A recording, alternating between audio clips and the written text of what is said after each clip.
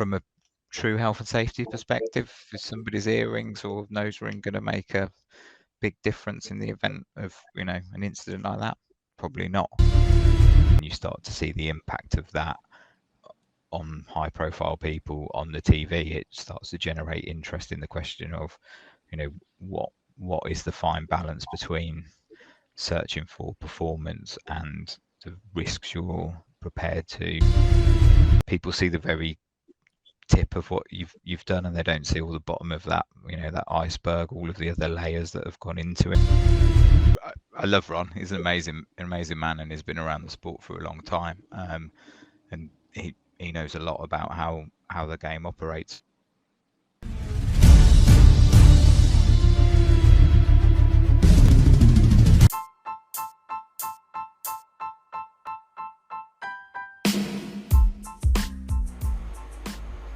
Hello and welcome to Stripping and Dipping with your usual co-host AMG Denz, aka Denzel Clarkson. And what can I say? We've got an amazing series of podcast episodes to bring out throughout the summer break. So don't go changing, don't go hiding anywhere, because we've got some amazing content.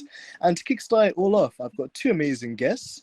One for a very successful team that plays a very pivotal role to what they do. So I'm very excited to learn more with you guys as to and what it entails, of course. And then we have a returning guest being the queen of, you know, the whole community, being Nilly as well. So before I go and introduce our other guest, for those listening, he is the head of health and safety at the Mercedes-AMG Petronas Formula One team, and that is Stuart Hughes. Stuart, how are you doing? I'm doing very well, thank you. Thanks for having me. It's nice to be here. Yeah, and it's nice to start off your summer break series. So yeah, pleasure. Oh, well, I'm so flattered as well, Stuart, and it's amazing for us to have your time on this episode as well, because I feel that there's a lot to unpack. And of course, as well, like everybody in Formula One talks about the cars, the drivers, you know, some of the silly season rumors as well. But health and safety should be on the top of everybody's priority list. And I think it's something that we could learn so much about. So I'm very intrigued to kind of start this one with you. And also, Nilly, how are you doing? Might have some technical issues with Nilly, so I might come back to her a bit later. But to smoothly segue into it, Stu, you know, head of health and safety for, you know, the Mercedes F1 team. It's such a political role, and I think one which I don't imagine is like a blue goal of how you would get that step. So my leading question is for you, Stu, is like, how does one become the head of health and safety for such one of the most successful leading F1 teams? And is it a trackside operation, or is the role conducted from the base in Brackley? Yeah, so the easiest bit of that question to answer is where I'm based out of, and it is based out of the H.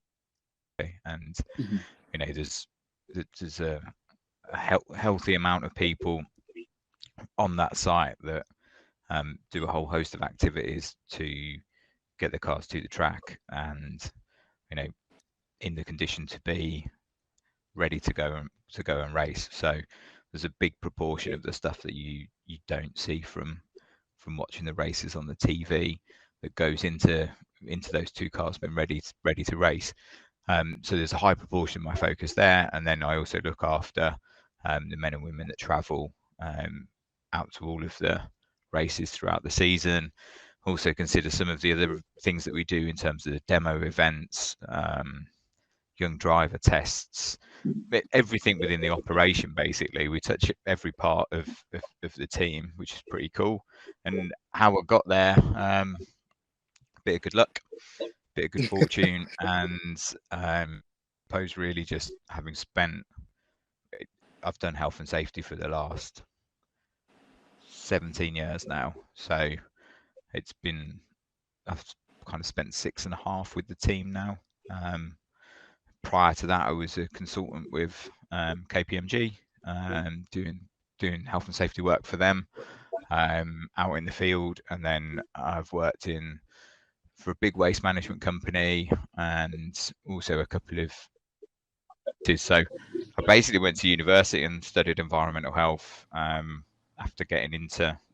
I'm very orientated around public safety. So I started life wanting to be a chef, got really interested in food safety, and public health really. And then when I went to uni, I kind of fell in love with the idea that, it was a basic human right. Everybody should be able to work and doesn't damage their health.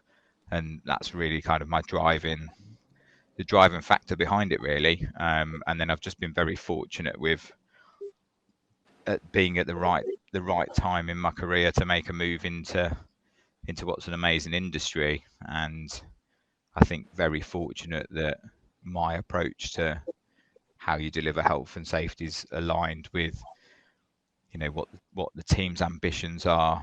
And I think if you can work in my world and think all about performance, it aligns really nicely into how the team operate. We've got amazing people within our workforce, and you want them to be focused on doing the amazing jobs that they do and not worried about whether their environment's hazardous, whether they're going to have an accident from what they're working with or the machinery that they're using, etc. And obviously, the smoother the operation is, the easier it is for everybody that's involved. So yeah, it's been pretty cool. That's been really interesting to kind of start our show off with, Stuart. And thank you for giving us that insight too, because the role itself that you do sounds really all-encompassing. It's not just the drivers, but also, like you mentioned, the team members as well, as they travel, as they go from A to B with some of the demonstration runs as well.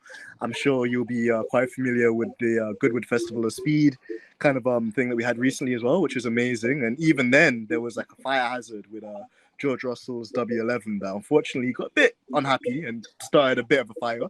But it's very interesting just to see the symmetry of how the role entails so many different facets that a lot of people I feel would take for granted, and also just your MO, your kind of modus for how your approach is and how it aligns with the team and its vision as well. So I'm really looking forward to unveiling that a bit more but also, as we have Nilly back in as well. Nilly, I'll hand over to you for your first question. Awesome. Thank you. I have a question. Maybe you could answer this. What is your part in the pit stop crew efficiencies with Ron? I love Ron. He's an amazing man, and he's been around the sport for a long time. And he knows a lot about how the game operates. I work with him and chief mechanic and the number ones to look at all aspects of what the mechanics do, from right from the very setup of the garage, where everything goes, how it goes together, through to how we do tire prep for a weekend, how we look after fuel. If you kind of think the elements that we carry for the race weekend, all of the kind of any substances we're using, all of that kind of stuff we think about, and then into the mechanics of the pit stops itself. To be honest with you, my kind of focus from that is more on a physical fitness, health and well-being perspective. So where can we influence performance in terms of people's cognitive and physical capabilities?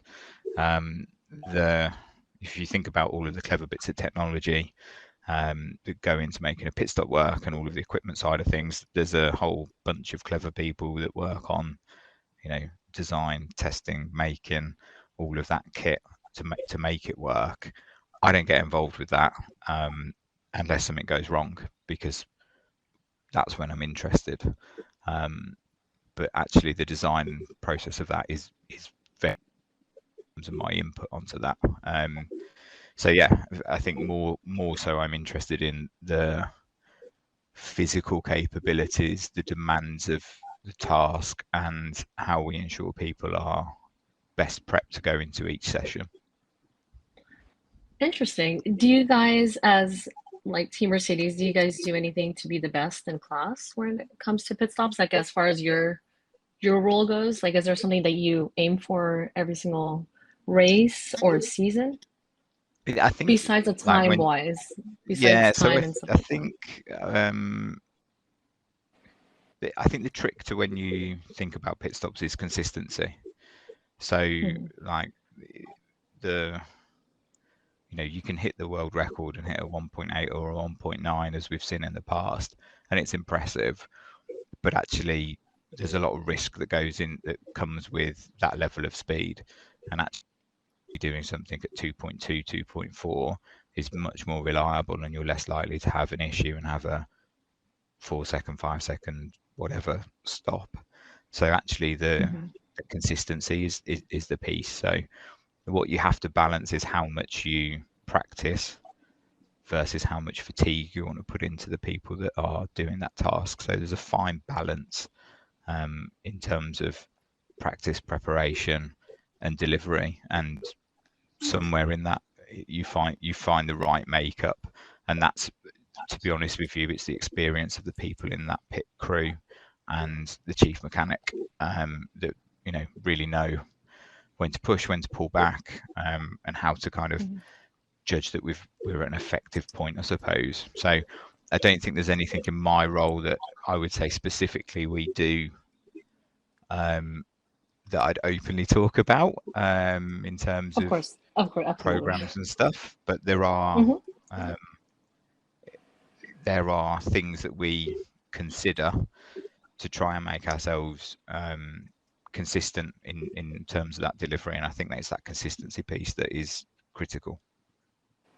And you guys are very good at that consistency. That is one thing you guys excel over everybody else, which is amazing. Yeah, and it's a mindset. I think I think if you think about reliability beyond just the car performance, and you think about reliability from a human performance aspect, from a mindset aspect, and from a ability to deal with the pressure of the situation, those are the things that will set you apart. But I think in the same breath, I have super amounts of respect for for every man and woman that's in the pit lane doing the job. In the environment where you practice these things, like I've had a go to understand the physical demands, and even in the practice environment, your adrenaline's up, but it's a completely different ball game in a live situation with a car coming at you at 80 kilometers an hour, and the trust you're putting in the driver to Absolutely. come into the pits at the right angle, stop on the marks. There's a lot of variables, and actually that's where the impressive nature of it is, wherever you are in the pit lane. And I think obviously it's helped for a number of years with our pit positions from leading the championships, and actually the more in the middle of the pit lane, it's an even harder task. So I think kudos to everybody that's in there doing those things. I think it's a mega challenging environment. Absolutely. And there's a lot of risks with that as well. I can see, like, dangers of, individuals getting hurt and everything else. Yeah, there's a lot of powerful equipment. If a race is going perfectly, the risk is reduced because generally you've kind of got a fairly clear window. You can control when you're coming in, etc. It's when you have a safety car situation, or the weather changes on a sixpence, those kind of is when you see the super active pit lane, and you can kind of start to see the potential for things to go wrong. But you've also got highly skilled people, really well trained people. You've got the world's best drivers. So all of that kind of competence comes together to lower the risk. It doesn't eliminate it, and you never will do in that environment. And I think it would be. Hey guys, and thanks for tuning in to Stripping the Dipping. We apologize for some of the technical difficulties we've had, but to smoothly segue, as I am the smooth operator after all, Stu, I have another great question for you in terms of this particular scenario. So back in 2020, we saw, after Roman Grosjean's horrific crash at Bahrain, ignite, no pun intended there, a push from the FIA to further health and safety measures. And I think one of the ones that we've seen come forward this year, one of the controversial ones in inverted commas, has been the pants and piercings rule, which, sparked a lot of debate and, talk amongst Twitter and other various social media platforms as well. From your perspective, do you believe that that particular move in relation to driver garments and kind of provisions of what they wear in the race suit kind of environment was the right move from the FIA? Or do you kind of believe from a personal level that maybe there are other regulations you'd like to see the governing body focus more attention on? I think what I would say for the FIA as a governance body from a safety perspective is that they do a very good job. They do a very good job of looking at, pertinent issues in the sport and, working with the teams and generating collaboration to say, right, like bringing in the halo, for example, we've got an issue that we need to resolve. We want you to come up with some solutions for this. Collectively, the teams then, work. It's one of the only things that they work together on in terms of, collaborative effort. And then we'll come back with something that the FIA will approve and bring in. And I think that demonstration of good governance with, engagement from across the relevant stakeholders within the sport is really impressive. And I think you've also seen that in the way that they've been able to deliver, continue the series during a global pandemic, and probably one of the first sports back, and to do that on the global stage. So I think, from that side of things, you've got to give them credit. And then I think if you are a body that is there to set rules and enforce them, then you have to set the rules and you have to enforce them. Now, some of them may feel irrelevant or perhaps not, the biggest priority in the world, but actually I think it sets a tone for, if you're not, which rules do you bend or break, and then how far that is your lowest common denominator of accepting people not playing by the rules. So, I think my personal opinion on it is not particularly relevant. It's an interesting question on, does it make a difference to that individual safety? Probably not on a big scale, but is the demonstrable enforcement of rules a sensible approach from the FIA? It probably is, and I think it holds weight in probably more pertinent issues when you look at how the sport's governed, and I think that's the way you have to think about those things. And you saw some interesting demonstrations and comments from people, and I think all of that was interesting, but it's blown over and disappeared, hasn't it now? And we're Sure. still racing and people are getting on with it. So it's, I think the media enjoys making more of something than there probably is. And I think, from a true health and safety perspective, is somebody's earrings or nose ring going to make a big difference in the event of, an incident like that? Probably not. But, I think it just goes back to standards, doesn't it? And I think that, if they're consistent with that across the board, then you kind of go, okay. And I think that seems to be a sensible approach. Yeah, I agree with that as well, Stu. And I think everything you said there is pretty fair game in terms of, we, in light of what happened last year, which we need no explanation podcast because it still agrees quite a lot of us. But of course, in light of that, we were looking for a lot more consistency from this governing body, for them to kind of try and enforce the rules and to demonstrate to us, that they were on top of it. Because at times it almost felt as if, things were done kind of on impulse, or one rule applied for particular individuals and not for others. So as you mentioned, the consistency is key in that facet as well. And like you mentioned too, I think it was controversial at the time. There was kind of a lot of questions raised just in relation to how important is it really, and are there other factors that maybe should get more attention or need to be looked at more pertinently as well. In relation just to that particular incident, the Roman Grosjean crash, or any of the other kind of incidents we see in the last 5 or 6 years, Stu, particular you've been very impressed with in terms of like the FIA or any kind of, other than the Halo, of course, which has been amazing in what it's been able to stop and prevent from happening? Has there been any other like leading kind of innovative things in the health and safety segment which you think doesn't get the praise or maybe the kind of credit that it deserves?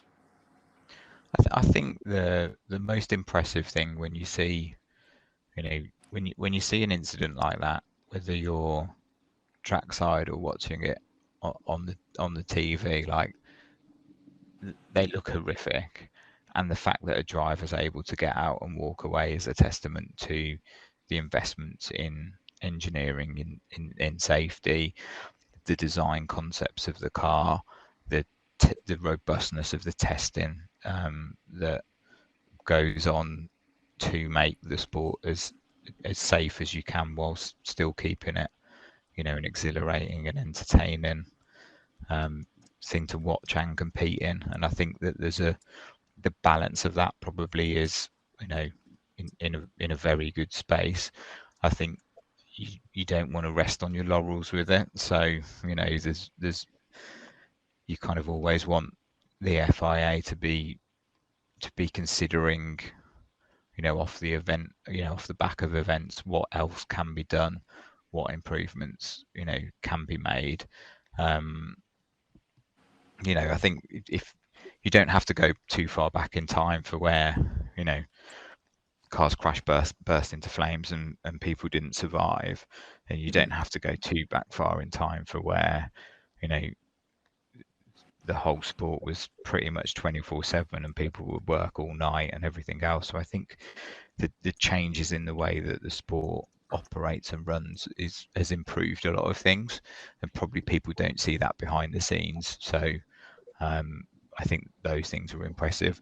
I think also, the reason you see slightly slower pit stops now is because they've tried to, design safety features in so that, we're not losing wheels if things aren't connected properly.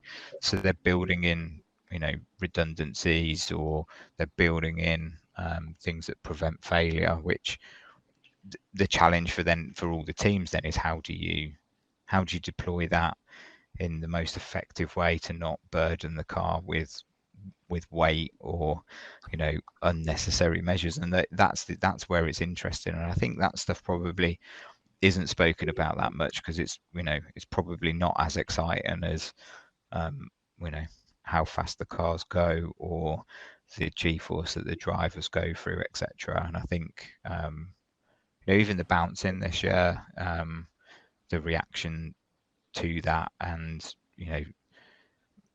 monitoring, measuring, and then putting in limitations is just another good sign that it isn't just a free for all on that front, and that there is some care in the way that the sport's delivered. So those things, I think it's difficult, isn't it? I think it's a really hard job to be a governing body of something that you've got a global audience of millions in that are invested into the personalities of the drivers and the people in the teams, to appease everyone. So I think it's a very hard job to deliver effectively, and I think that they do, on balance, the best that they can.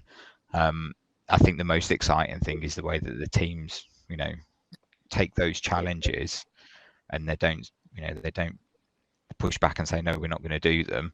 They go away and apply the amazing brains that they've got in the midst of them, and design these really complex and impressive bits of kit that now can withstand crashes like that.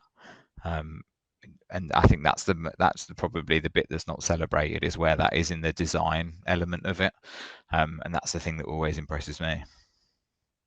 Absolutely, and you touched on a few things there as well, like how much of a balancing act it is, obviously, for the FIA to try and appease the masses and get to the sporting aspect of it, but at the same time as well, you don't have a sport unless you obviously have the rules and the governance and the safety measures kind of inbuilt into that system as well, which is key, like you said. And also, you're absolutely correct as well. I think the teams are very combative, in the way that they look at these issues, they look at these problems. You got amazing people like you, Stu, that sit down and actually have to like come up with a solution sometimes, all the time, should I say? Really, when it comes to some of the things that will get flagged up, or maybe a regulation change happens, and then as a result of the regulation change, the cars do something which not everyone was expecting.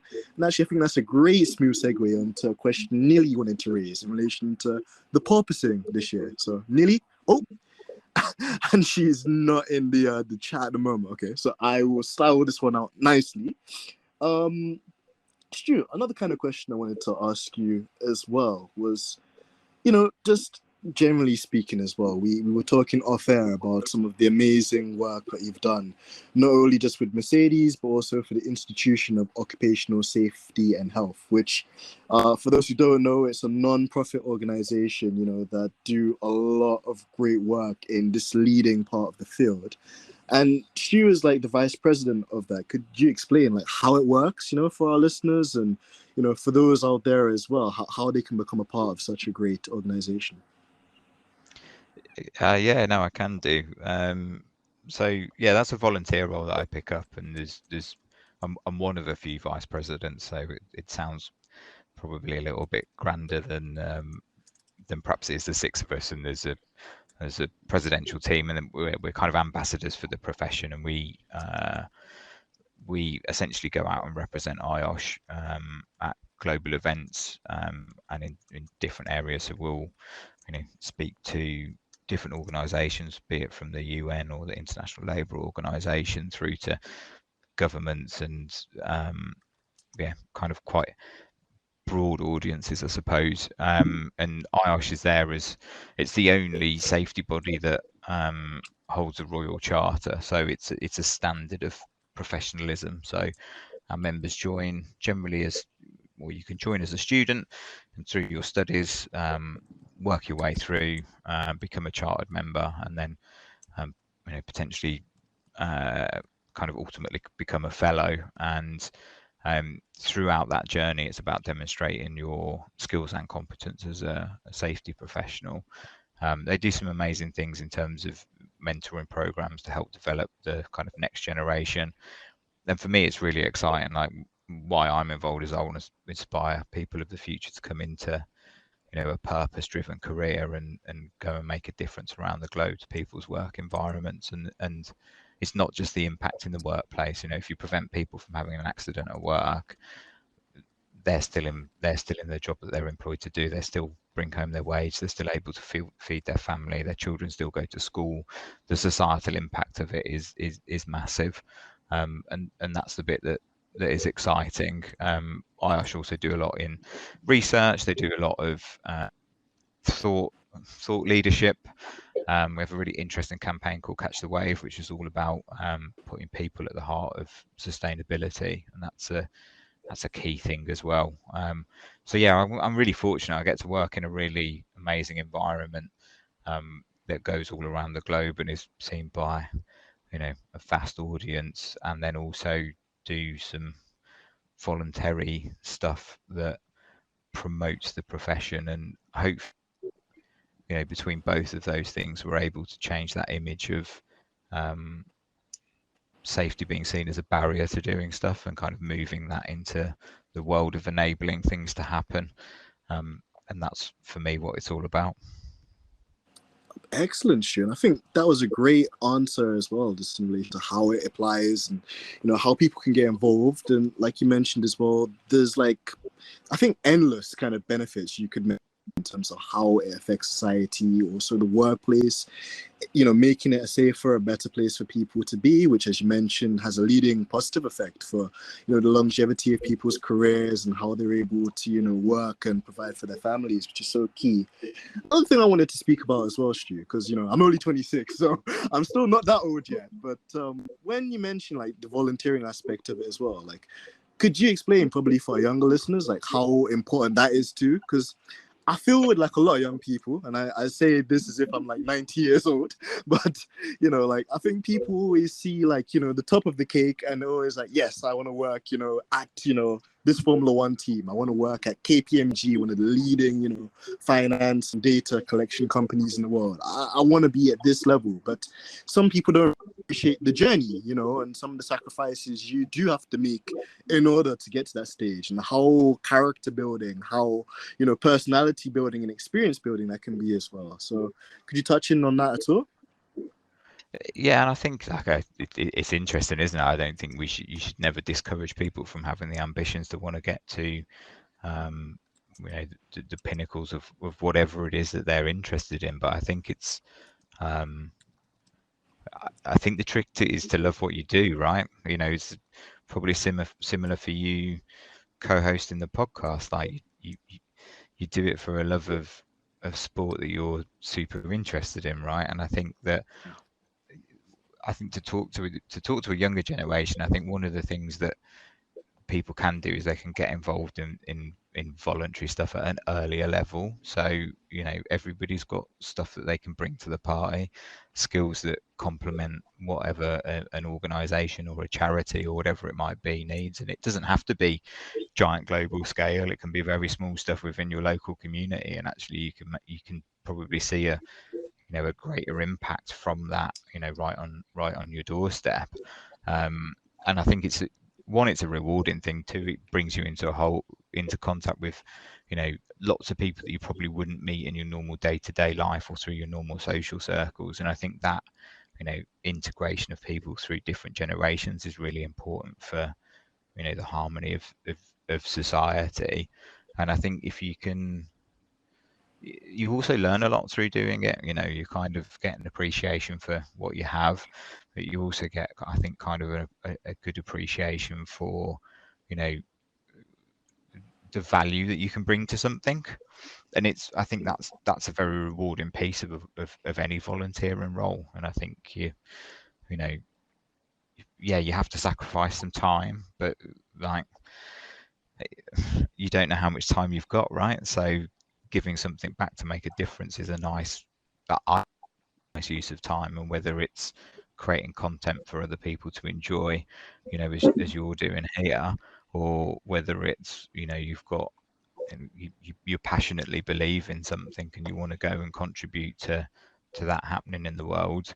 You might have a real strong passion for environment, for animals, for people, whatever it might be. And I think like just tuning into that and finding a way to utilize the skills you've got, so just a cool thing. And then you never know who you meet and what doors it might open. And that's always the kind of thing that's unexpected in these elements. It's not easy. You like you said, you do have to sacrifice some stuff. You have to give up a bit of time. You have to work out how you balance all your commitments. Yeah, sometimes you might take on too much, but you learn that as you go along, right? But I think I don't know, the sooner you get involved in it, I think the better. Absolutely, I absolutely agree with you on that one as well, Stu. And you're right. It does give you and provide so many people as well that invaluable experience. And like you rightfully touched on as well, you're able to, because you're in that position, it puts you kind of like sometimes out of your comfort zone to meet people you wouldn't normally meet, in social circles, which I think is very key and something I definitely can attest to as well. And also, like you mentioned too, if you have a real passion and a love for something as well, like even though you're making the sacrifice, it's always that thing where you're doing something positive that could impact somebody else in a really great way. And of course, that is something which I think we should all strive for in our lives, and how we approach things as well for betterment. So I absolutely agree. I think we've got Nilly back, so I'm just gonna ask Nilly, are you in here? I am here. Can you guys hear me? Yes, loud and clear and my amazingly God, I'm well. so nervous. Okay, cool. I will let you segue. Awesome. Okay, so what was your role when the cars were porpoising like crazy, like earlier in the season? When that whole dilemma of the, porpoising. To step away from it, to be honest with you, because it's an engineering problem, and therefore it's an engineering solution.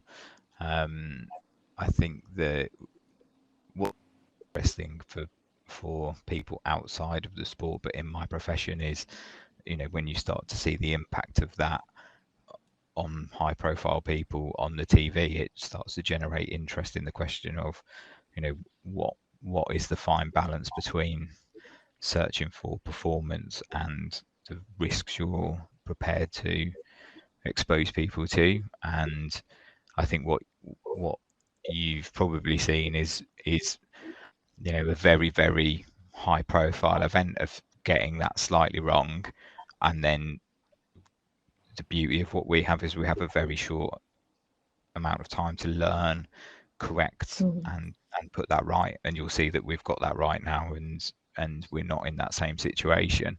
I think it's always a challenge. You ask a driver whether they want a comfortable car or a fast car. They want a fast car, and the other challenges you have is like, sometimes you're locked into an error.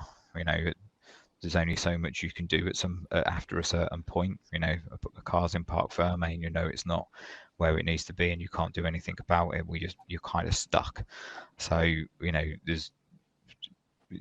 there's lots you can do to kind of small manipulations, but you can't make giant massive changes, and that is one of the constraints that sometimes is an issue. But the overarching problem was an engineering piece, and I think when you're not the technical brain involved in that is to leave the people there who can fix that issue to work really hard on it and find the right solution.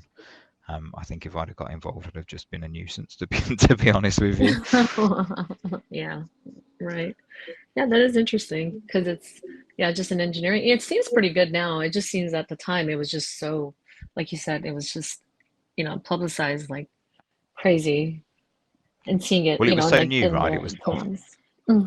Absolutely, and absolutely. I think anything that's new and novel like that everybody will look at, and I think our performance wasn't where we wanted it to be at the start of that season, and I think that's also another big talking point for people, isn't it? Because they're so used to, for the last however many years, seeing that consistency come out off and be in a very good place. And I think it's a testament to the team that they've got on top of that in the time frame that they have, and seem to be in a stronger position. And I think that one of the key aspects for us is what when you have a big failure event or you have a bad day, it's how you come back from it, and that's the strength of the people that we've got within our organization, and that's that helps massively. You guys are doing well. I mean, you guys are definitely improving, and consistency. That's what you guys are. You guys know how to figure it out. So, as on the other side as a fan, it's, we are always committed because we always know that you guys are always figures in a, let me see how to word this in the right way. In a dire situation, you guys know how to figure it out within a short amount of time, and it's so amazing how you guys do it all. Like the teamwork you guys show, it's insane. I love it. Yeah, and I think the other thing that you have to do in that situation is you have to have a high level of trust in the people around you. That's another, because it's very easy to start pointing fingers and blaming different areas, and kind of looking for the problems elsewhere. Actually, if you can collectively work on the issue, that's where that's the essence of it, isn't it? How good are you as a team?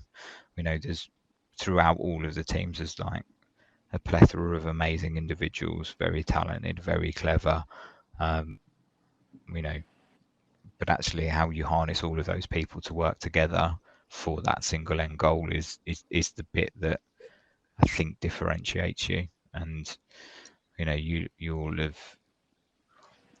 seen, watching the telly, looking at how teams operate, and questioning decisions that are made, or strategy calls, or whatever it might be, like drivers arguing with their teams, etc. And all of those little bits, those little friction points, just kind of, I think, demonstrate where perhaps people haven't quite got that team ethos. It's hard to say because you're not in it. Do you know what I mean? I've not been Absolutely, part of yeah. another organisation, and I think the best thing you can do in a sporting context is to focus on what you can control, and focus on what you're doing, and don't worry about the others because they'll do whatever they're going to do, kind of scenario. So I think that's the that's the key bit in that. But I think it definitely, the porpoising definitely introduced some interesting conversations around what drivers were and weren't prepared to put up with. And as I said earlier, I think you've had a sensible reaction from the FIA, and I think you've seen the power of all of the teams to try and reduce the impact of it. It's not disappear completely, but it's certainly, I suppose, back within a level tolerable. Right. Yeah, you don't see it actually, so it's not too bad. Yeah, it was crazy at the start, right? You'd see the first couple of races, you would hear it. Yeah, It was so bad. Over yeah. like, I think people were getting nauseous on, at home just watching it, but it was interesting. Nobody knew the word before, really more so than I think this season. It was just funny because everyone's like, what is this term? Because nobody was exposed that much to it unless you really understood the sport. So, and the way Yeah, cars I think work, but if you go back to the 80s, it was a phenomenon in the, like, before I was born, like in the early 80s, it was a phenomenon then with a set of regulation and design changes that happened. So I think there's some people that have been around the sport long enough to have the collective memory of when it was an impact. I think for a lot right. of people, and there's a whole new fan base, isn't there? Since Drive to Survive and stuff, that's really Oh, got brought absolutely. into the sport. But for those people, it's completely brand new and out of nowhere. So it's yeah, I think it's just a great thing, like you say, as you sit there as a fan, and the thing that you walk away being impressed by is, oh, actually, in a very short space of time, they've fixed this very, very evident problem. It's quite cool to be involved with that in some small way, even if you're not directly involved with fixing the issue. Knowing the people around you can is quite powerful. Absolutely. Absolutely. Over to you, Dens. Oh, I thank you for tagging me in, Nilly. And yeah, Stu, we've talked about kind of operations like at the track with the pit stops, with the phenomenon of porpoising as well, which, for people like me is just interesting, scary, but interesting again. So add that dynamic back in there. But I actually wanted to take it back home, in the factory at Brackley. And the question really is, Stu, is how do you go about, inspiring and changing the kind of culture in terms of the health and safety standards at the factory? Because I'm sure that there's a lot of personal responsibility. There's an element of competency that comes as well as reminding people of the opportunity to, maximize performance and the well-being of the team collectively. But how do you do that, with the mechanics and the staff back in the factory as well as, on the track and Yeah. with the pit guys and stuff like that? Well, I'm really glad you've asked me about that because, as I said right at the very top of this, the largest proportion of people that we look after work in the factory, and without them, we we can't do it. They're a critical part of it. I think the true element behind it is what you have to, like, safety is an outcome of lots of other elements, and it's how that how safety forms part of that high performance ecosystem. So you talk about people's well-being, you talk about their health, you talk about the environment that you're in, but it's about aligning things. So in very much the same way that if somebody finds a fault on some, we want them to speak up about that and tell us so that we can fix a fault, so we don't send something out to the track that would stop the car in the middle of the race. We want to know about that kind of thing within our operation so that we can fix it and that we don't cause somebody some harm through what we're looking to do. And I think the way that we've driven that from a cultural point of view is to really empower people to talk to raise these issues up. And anybody at any level can flag something into us for us to look at. And it's talking about, we have to have a tolerance of risk. We're in pursuit of performance, which involves pushing the boundaries. The most exciting areas in the factories are the bits that we really test the limits of materials and their capabilities and the forces that they can take. And in my role, that could either terrify you or be super interesting. And it's super interesting to me because actually, up until the point of that failure, that's where you're really stretching the performance of a material or components. And actually then understanding how things fail enables you to understand how you can put in containment measures around that to protect people within their environment. And I think that's the way we talk about it. We talk about it being critical to performance. We talk about safety being part of our continuous improvement journey. And I think the other bit that we do very well is we respect the competence of the people that are in their environment. I've got some of the world's best welders, machinists, fitters, with people that work with paints, work with carbon fiber, etc. They've got far more knowledge than I have about working with those, working in those environments. So I have, you collaborate with them to understand what their challenges are, and then to understand how we work with them to drive the improvements. And you can't do everything overnight, so it takes a bit of time. But that's the way you go about it, and you kind of, I like talking to people and not really talking about safety, and within that conversation it will naturally come up, and when it naturally comes up, that's your opportunity to teach with them. And I think that's possibly the secret sauce to doing it, is not really talking about it, because it just naturally happens. So I think everybody that is going into that organization is going there because they are part of the success of the team, from whether you're in a support function to design through to build, and the value of what you're bringing. So also that you need to look after that. And I think that's the way you drive the right culture. And yeah, we don't sweat the really small stuff.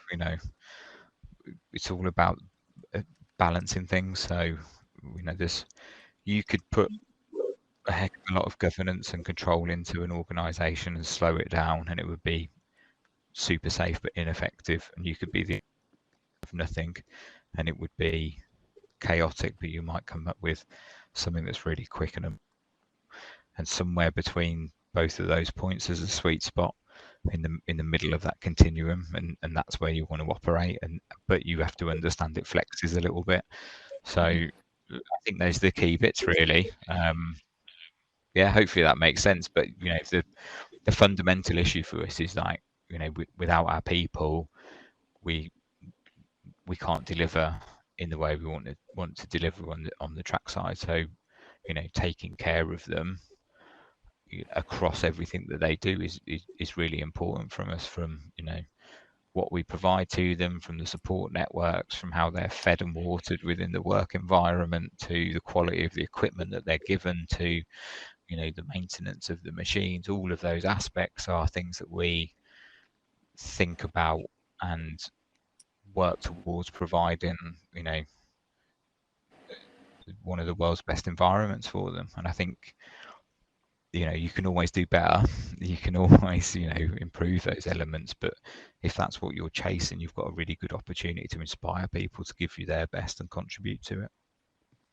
It's so true, Stu, and like you mentioned as well, like it's really all encompassing in all those aspects, and as well as that, just to see the kind of knock-on effect it has too. Because if you create an environment which is safe for people, but they feel like they're not being stigmatized or a way kind of able to do their job freely, but they've got the environment to push on and to, feel like they can do everything, then that in turn gives you like the positive kind of atmosphere within the team, with all the competencies and the kind of emphasis on well-being as well. And to just see how amazing it's been for Mercedes with the dominance they've had over the last 8 years as well, it clearly shows how all of those things are interlinked and make, a huge difference even when it comes to the finer margins you mentioned there as well. So I think a lot of key nuggets of information there for sure for all of the viewers. And on that note, I'll hand back to Nilly. Okay. With the new COVID measures, have you tackled the need to maintain higher productivity of an F1 team? Like, do you guys have like a daily plan or something like, happens in the COVID became a whole other job, right? So from the very start of it becoming clear it was going to cause quite a significant impact to, the race that never happened in Melbourne, and the sport shut down for 9 weeks. So we had to implement a raft of measures to protect the workforce. We had to learn how to move from having everybody on site to having a high proportion of people off site that could work off site, and then in reducing the loading of people on site into the manufacturing element, only kind of gave us another level of protection. We had to think about obviously then how we close down the factory safely. You may or may not have been aware of some of the things we did in Project. The Formula One teams kind of came together and helped with reverse engineering medical devices, and contributed to some of the elements of helping, I suppose, the country when it was in crisis, which was pretty cool, to see those things happen. And then we had to work out how to bring everybody back safely, and how to kind of return to normal, and how to interact in a completely different way, with some of the ways in which we had people on site, and to keep them there safely, and to get them moving around, and to get things from A to B within the factory.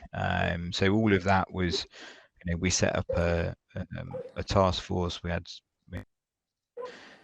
right from the very top of the organisation senior buy-in to what we were doing, how we were doing it. Quite a lot of a vast amount of testing and controls from that side of things. And I think one of the most amazing things I think we experienced was just the way that our workforce took to protecting each other from that. So taking it very seriously, engaging with the control measures, and still being able to work effectively, and win and win as well within that period, win the constructors and deliver. It's been really, really challenging, and it got harder, like as the world kind of got a bit more switched on to what was happening, and governments got their acts together, and there was more guidance and regulations and constraints on travel. It got more difficult, and thankfully it's moved back into a much easier point now for us, and it's probably less of an impact. But we did, to give you an idea of how we prepare for something like that, we went and we did a full setup at Silverstone, and kind of put all of our control measures in, and mapped out how things would be in the garage, so that we knew how to do that when we went and set up in Austria when that season first kicked off again. And it's that kind of level of preparation that I think is probably the bit that really, really gets you there. And we did that same level of prepping people to come back to, and I'd hope that they all feel like that we've really cared for them throughout that period. Yeah. That's interesting, Stu. And again, it's very insightful just to see the level of due diligence and preparation that goes in as well. And, you know, as you practice is how you mean to go on as well. So it's great just to see how even from just that base level, then all of those learnings and understandings could then be brought over to the track as well. And we see that when, you know, Mercedes are at the circuit, bar maybe some technical issues, which every F1 team has at some stage. In terms of the operational point of view, there's never really many issues or anything, at least on the televised side, that we see. So that's very remarkable. And on the topic of like preparation and, you know, being able to kind of like set yourself up for these situations as well.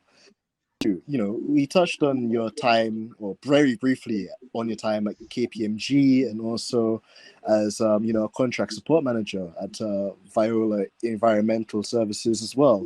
Would you say any of those earlier roles gave you any transferable skills, or would you say that there was anything in those roles that prepped you for the role at Mercedes? I think like everything prepares you for the next step. It's probably not until you've finished what you've been doing and sit back and reflect that you really understand the value of it. But yeah, like every journey of it's built up. You know, I think as earlier you were kind of saying, like people see the very tip of what you've done and they don't see all the bottom of that, you know, that iceberg, all of the other layers that have gone into it. So I think, yeah, I could talk you back through, you know, from some of the first things I did in local authority, going into places for the first time, meeting people, you know, closing things down, stopping processes from happening to protect people, decisions, all the way through to, you know, going and delivering very difficult audit reports to, you know, powerful people in big companies and their boards. You know, all of those aspects, working with a complete range of people.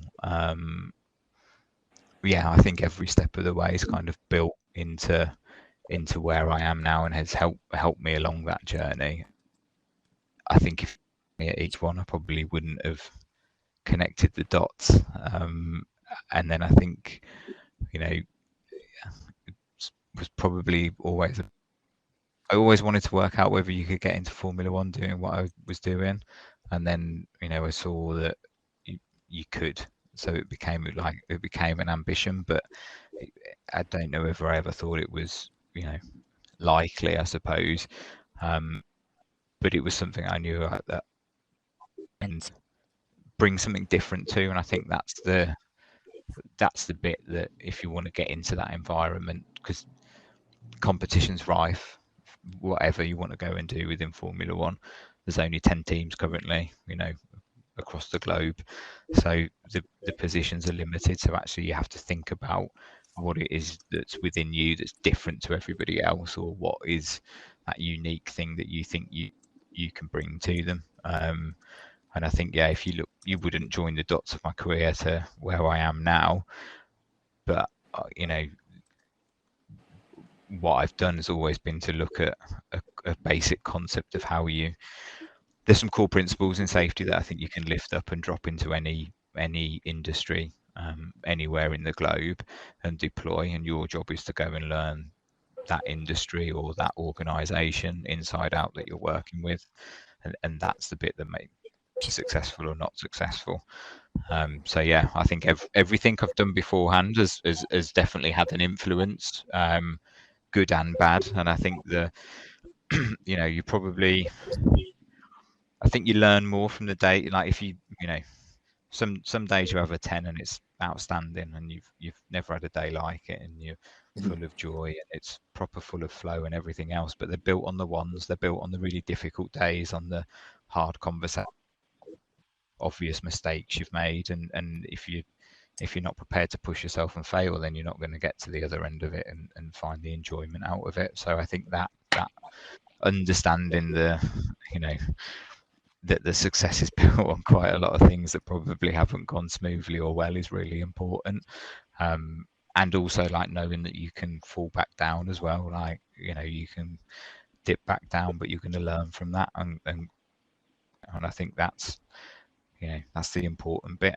It's not how well you do, it's how well you recover from when things go wrong. I think that's genuinely the most important thing.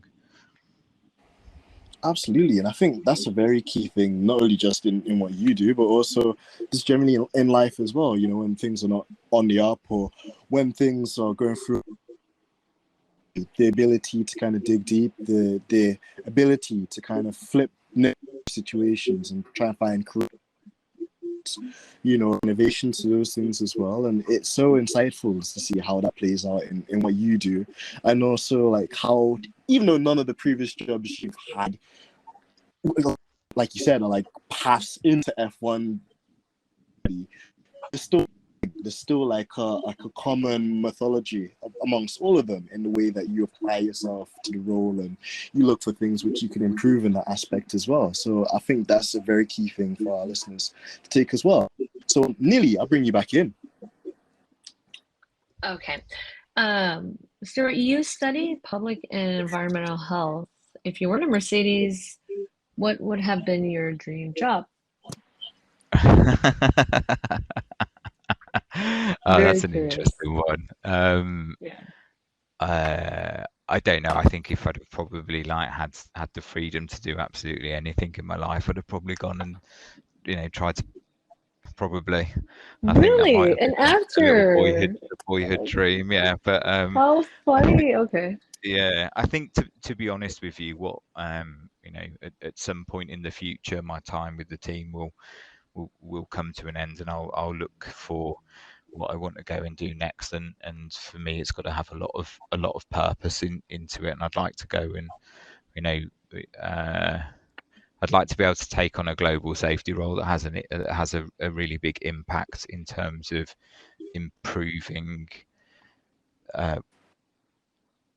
and yeah, working conditions where it really needs improvement. So, you know, in parts of the world where people are, you know, exploited or exposed through what they do day to day to survive or to earn money, and improve that. Like it's quite lofty, I suppose, as a bit of an ambition, but you know, I'd like to go that you could really make a difference and know that you've improved, you know, the lives and communities in parts of the world that really need it. So I think maybe my dream, like this is my dream job, to be honest.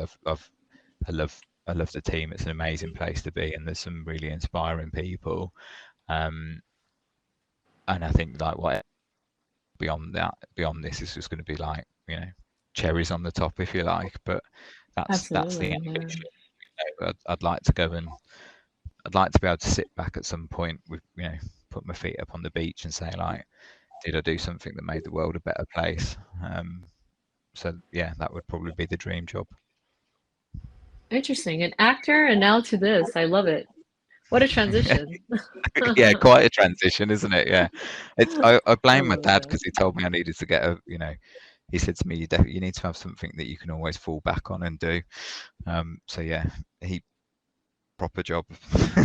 It's never too late. Maybe you could do both, right? So I don't know. We'll see about that. Maybe somebody will listen to this and think, oh, we'll get it. We'll get him on. We'll give him a part on something.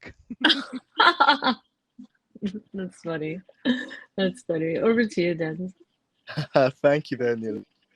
Sure, you know, it's interesting to kind of hear that as well, and to see just even behind the health and safety stuff as well, just to see what your interests are outside of the workplace, and you know, just some of what your ambitions were growing up too, because it's always like intriguing to put those two things together. But also just in relation to what you do as well, like what would you say is the most challenging or the most difficult part of what you do?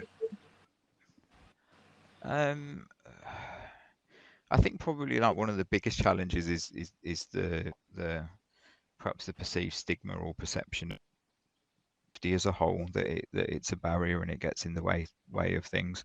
I think the things I love about the job and the things that make it the most difficult are the same, and that's people. Like people do things constantly that surprise you and amaze you, and you think, I'll never quite understand how you got to make that decision, or you know how that series of events unfolded and we got into um, but at the same time, that's the whole bit that fills me full of curiosity as well. So I think like people are probably the best and the most challenging part of the job.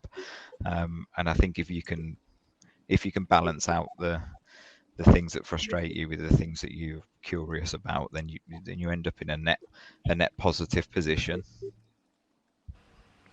Absolutely. And on the topic as well, I can imagine that you probably give a lot of presentations to, the colleagues and all the staff at the factory as well, and on things that could be improved or new processes and stuff like that as well.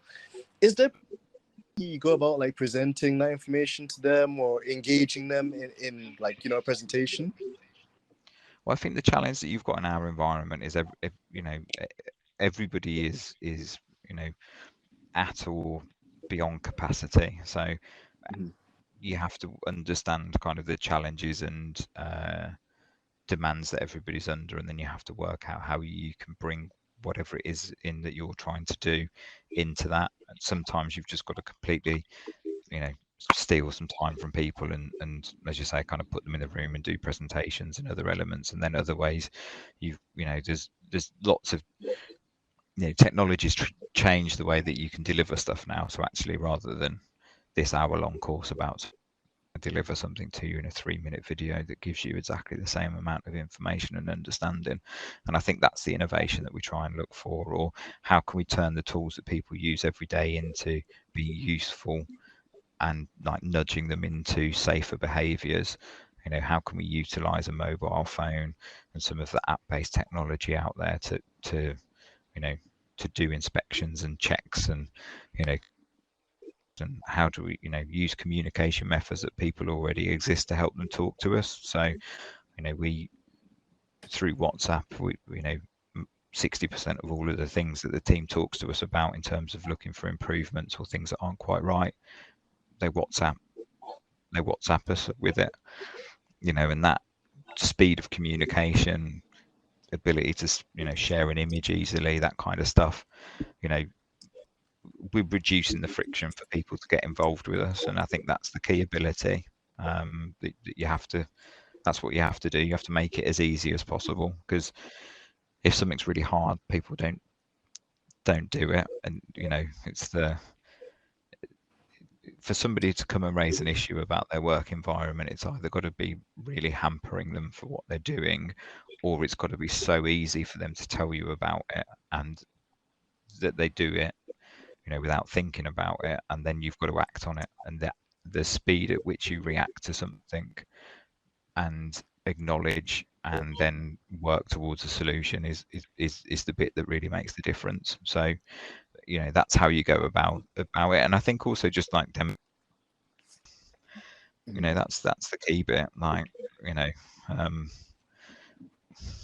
we really care about the environment that people work in, and that's throughout my team, that is the bit that I think sets us apart in the way we go and deliver it, because we're ultimately trying to help those people in their environment achieve the things that they're trying to achieve. And that if you coexist like that, it works really well. If you come in and put barriers up and stop people from being able to do things, it doesn't work so well. So yeah, that's the challenge, and I think that's it's all about you can align with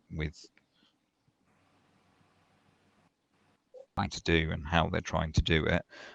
You've got a much better chance of succeeding. So yeah, that's the ambition. We don't always get it right.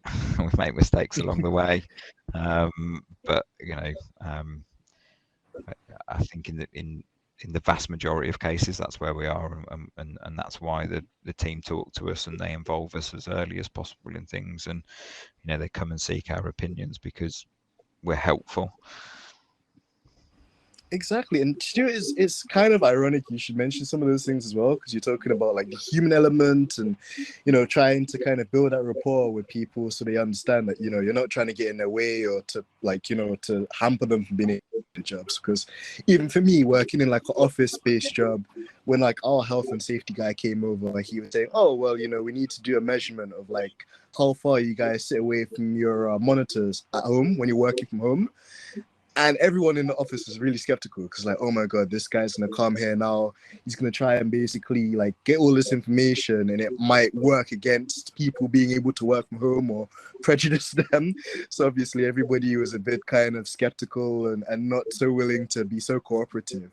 But like you mentioned as well, whether it's through presentations or kind of just reassuring people, you know, you're not there to do that, but more so to give them an even better environment or to help sustain the environment they're in, you know, so they can continue to do the work that they do. And getting that kind of symmetry that you mentioned as well is so key. So I really found that quite fascinating and in some way or shape or form quite relatable too when I was thinking about some of my colleagues. So Nilly, I'll let you come back in. Okay. What are you doing during your break? I'm like saying it so casually. I'm like, so what are you gonna do during your break? Yeah, shutdown's a little different for me and my team. So obviously the 2-week shutdown for the sport enables a lot of maintenance activity to happen. So you know, for 99% of the organisation, they stop and have 2 weeks off and, you know, put their feet up or do all the chores around the house they haven't done, or, you know, go to some beautiful parts of the world and, you know, spend time with the family and all of that good stuff. My team are in with some other people. We make sure that the contractors that are coming into our work environment are, we understand what they're doing and that they're safe whilst they're working, you know, within the factory. We have some people looking after them. So yeah, my first week of shutdown is a week at work, Oh, and then I take a week of holiday. So I'm going to take me okay. and the family to the beach and go and relax and probably read some books and not do too much else, to be honest with you. I love it. That's Yeah, perfect. yeah. So I've got a nice balance of it, and then yeah, I think the whole, you know, our big thing that we want people to do in this 2 weeks is to really rest, take the opportunity to recover, check in with all of the things that are important to them, and to come back refreshed for what is an intense period. You know, there's what, 5 races in 7 weeks when we come back, so it's going to be an intense period of time. You know, that we want people to come back as fresh as possible, and then also to be able to support them in a really busy period. You know, to maintain that kind of nice feeling that you come back after a holiday, you know, with all of that energy and stuff. So I think, yeah, for me, it's it's a week away, but it's a break, and hopefully it's some sunshine and yeah, make some nice memories. You're a beach kind of guy. I like that. I like that. I'd give away all of my summer holidays to be in the mountains, on my snowboard if I could get away with it. But Oh, are you? So am I. Okay. yeah, yeah, that's Where do you go snowboarding out there? Do you well, travel all over yeah, or? we have to travel, so we have to go to Europe really. Right. But yeah, I haven't made it over. Like, there's definitely a few spots in America and Canada that are of interest, and um, I also go to Japan as well because the powder Oh, out there is Japan's supposed to be amazing. amazing for snowboarding. It's amazing. Yeah. And So so yeah, is one day America. I mean, I'm hopefully. being biased. Yeah. I'm being biased, but yeah, there's a lot of good snowboarding spots. That's awesome though. Very cool. All right then, it's all you. Thank you. No, more interesting insight there too. And Stu, you know, before we let you go, and can I firstly of all say it's been amazing to have you on for this inaugural episode of our summer series, and I'm really hoping we can get you back again later on in the season because I could sit and listen to you like explain things like every day, man. Like I learned so much from everything that you've said so far. So it's been a great conversation on our side, and we hope it's the same for you.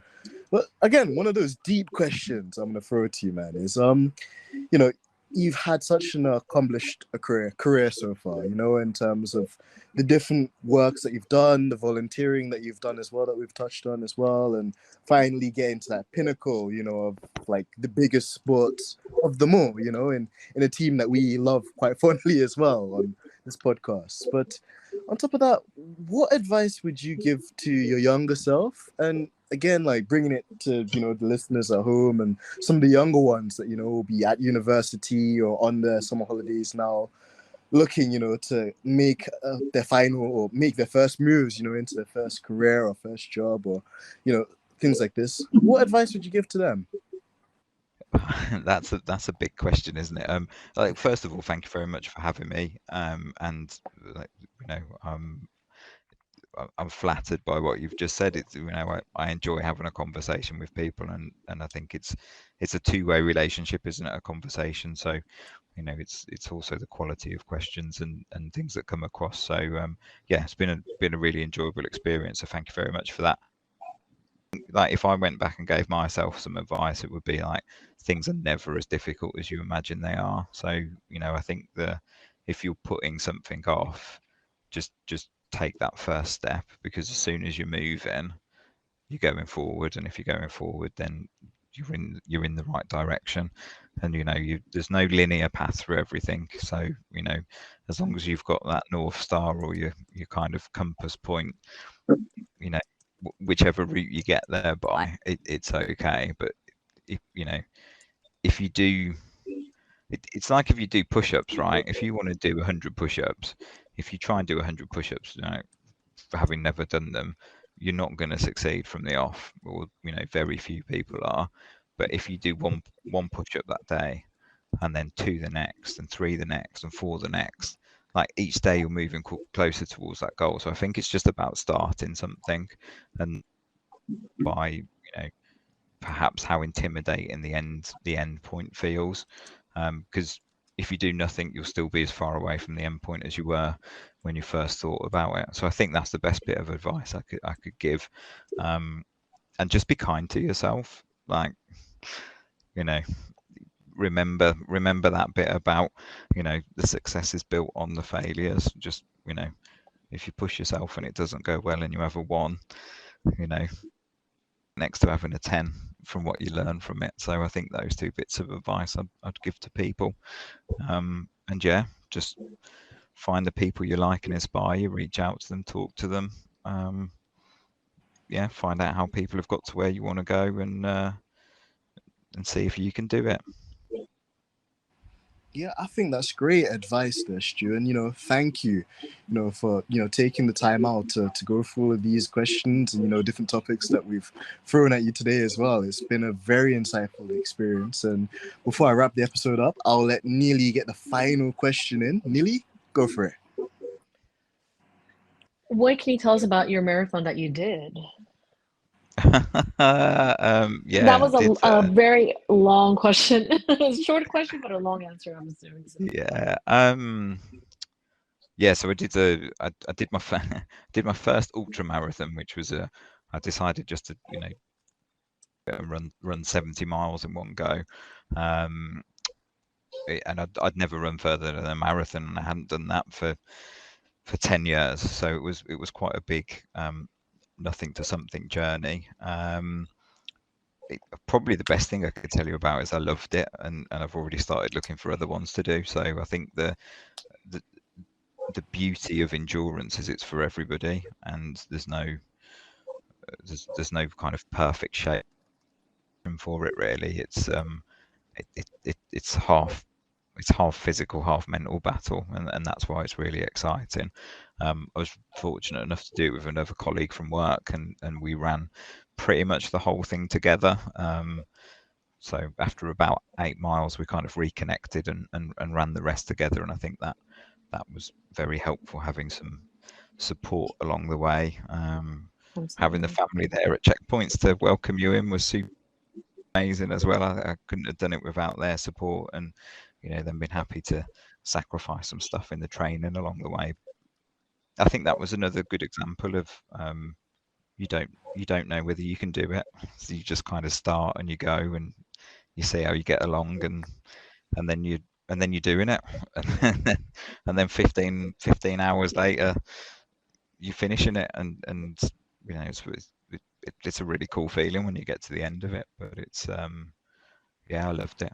I loved every minute of it. I didn't have any point where I regretted starting the whole thing. So yeah, I think yeah, I don't know what else I can say about it, other than it's probably one of I mean, I was the just curious craziest about things I it. agreed Yeah. to do. But yeah, I loved it. Yeah, Like, absolutely. it's I think what I said to everybody was I was really interested in what my mind would say to me at like 50 miles when you've got another 20 to go.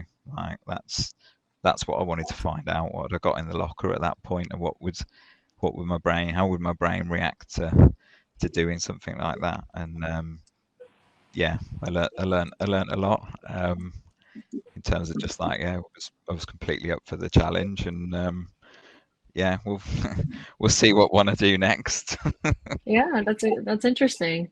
Yeah, you should definitely keep going with that. That's hard to do. I'm sure the prep was pretty intense, leading up to it. Weirdly, it wasn't. To be honest with you, it was. Oh, okay. I kind of I think you think it's going to be massive amounts, and it was. I was really conscious not to overtrain. Yeah, I don't think I ran further than 25 miles in one go. But it was more like if you ran like 20 miles on a Saturday, then you had to like tell yourself to get up the next morning and go and run a 10 or a 15 and just get your body used to kind of pushing on when it felt a little bit distressed. And I think that was probably more challenging, but you just have to balance everything. So I did as much as I could fit in, and it was enough to do. There was people that ran that distance 5 hours quicker than me. So there's definitely people that trained harder, and Hey, I applaud you I though. It's not easy. I hit my goals, and that's what you want to go and do, isn't it? Set yourself a target and Absolutely. go and do it. So yeah, it was super cool. Look, Totally. I would love to sit and chat with you all night. I Thank really you. would do, Yeah, but I do me too. I do need to go and attend to some other bits and bobs now. So look, thank you very much for having me. It's a real pleasure. It's We been lovely to appreciate meet you. you. Thank you so much. And Stu, Cool. before you go as well, again, thank you for your time. It's been amazing to have you on today's episode, which we're super excited about. Where can our listeners find you? And one other quick question, can we get more health and safety, like clips on the Mercedes YouTube channel as well? Because it'd be amazing to just get more insight. Yeah, there's a little video of me walking around the factory and talking about what I do on YouTube, and I think on the team's LinkedIn channel, and probably on Twitter somewhere as well. So you can take a look at that. People can find me on LinkedIn. Yeah, so you're more than welcome to kind of connect, drop a message, say hello, and yeah, probably they're the best places really. More than happy to talk to people. If you've got an interest in safety as a career, then definitely reach out, and if I can help, I will do. And if I can't, I know some other really good people in the profession that can. So yeah, definitely. Cool. Thank you. Stu, thank you so much. You've been an amazing guest. I hope that we can get you on again at some point of the future as well. It'd be amazing. And guys listening as well, please make sure you go and check Stuart out on LinkedIn. For the channel as well, please make sure that you like, you share, and you retweet all the great content that we're trying to put out this summer. Very informative, very cool, very snazzy content, I must say myself. And yeah, it's been your usual co-host, AMG Dens, and the awesome Nilly. Nilly, I'll let you have the final word as well. Thank you. Thank you again for coming on the show. Looking forward to being on here again. Oh, excellent. Well, guys, it's been AMG Dens, aka Denzel Clarkson, and on this episode of Stripping Dipping, we're out. Thank you again.